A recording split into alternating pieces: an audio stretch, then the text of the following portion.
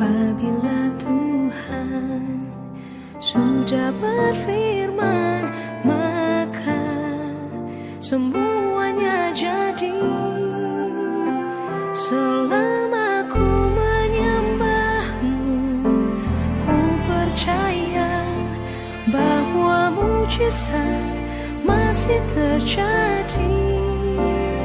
Selama kau besertaku, ku melihat ada mujizat setiap hari.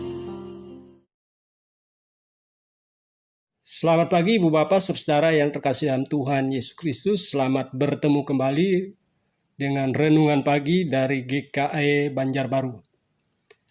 Sebelum kita membaca dan merenungkan kebenaran firman Tuhan, mari kita bersatu dalam doa.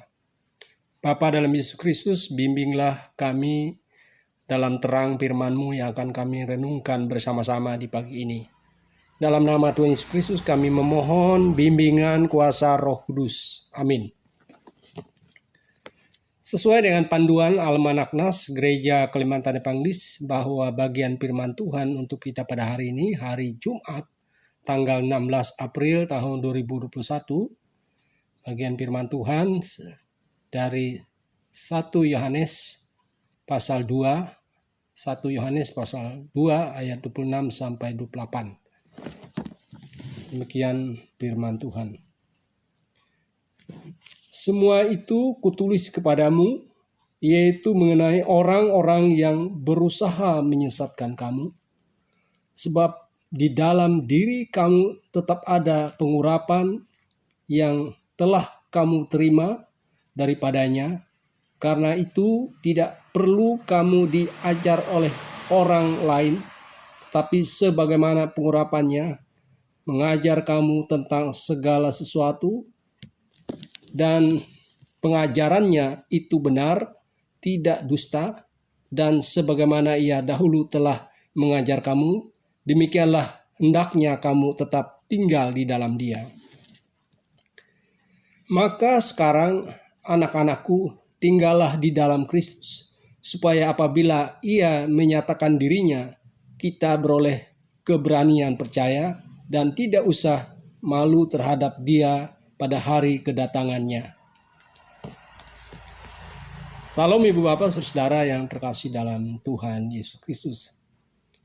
Kita hidup di era yang sangat maju, teristimewa, kita bisa menyerap atau mendapatkan informasi dengan berbagai sumber yang melimpah, dengan berbagai pandangan, pemikiran, dengan berbagai macam pendapat yang berkaitan dengan kehidupan kita. Apakah itu masalah kesehatan, masalah bisnis, termasuk juga masalah iman dan pengharapan kita kepada Tuhan. Ibu Bapak Saudara, apa yang kita dengar, apa yang kita lihat, apa yang kita baca, bisa saja adalah sesuatu yang tidak benar atau menyesatkan kita. Misalnya, kita mendapat informasi tentang resep untuk sehat. Ternyata resep tersebut adalah resep yang sulit dipercaya kebenarannya. Maksud saya misalnya resep tentang herbal ya. Herbal atau tumbuh-tumbuhan yang bisa dijadikan sebagai obat-obatan. Atau makan minum yang bisa menunjang kesehatan kita. Saudara, dalam nas kita tadi diceritakan bagaimana penyesatan itu bisa masuk ke dalam kehidupan kita sebagai orang-orang percaya. Ajaran-ajaran yang membuat kita jauh dari Tuhan. Sehingga saya memberi judul atau tema perenungan kita di pagi ini, tinggal dalam Tuhan. Ada banyak hal yang membuat kita tidak tinggal dalam Tuhan. Artinya kita tinggal di dalam pandangan, pemikiran, dan pendapat yang tidak sesuai dan tidak seturut dengan kehendak Tuhan. Padahal sebagai orang-orang Kristen, seharusnya apa yang kita pikirkan, apa yang kita lakukan, adalah sesuatu yang seturut dan sesuai dengan kehendak Tuhan. Itu artinya kita tinggal di dalam Tuhan.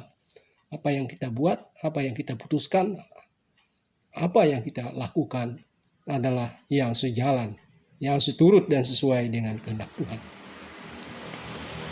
Bapak Saudara, dengan demikian hari ini kita boleh bersama-sama belajar akan kebenaran firman Tuhan.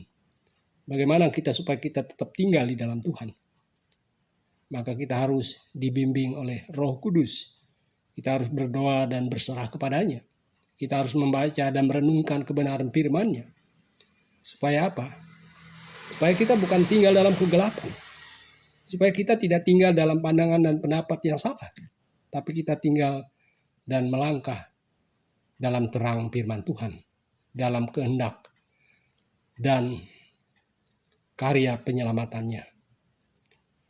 Dengan demikian Ibu Bapak Saudara yang terkasih dalam Tuhan, lewat kebenaran firman Tuhan yang diperhadapkan kepada kita pada pagi hari ini, saya mengajak kita bersama-sama untuk tinggal di dalam Tuhan.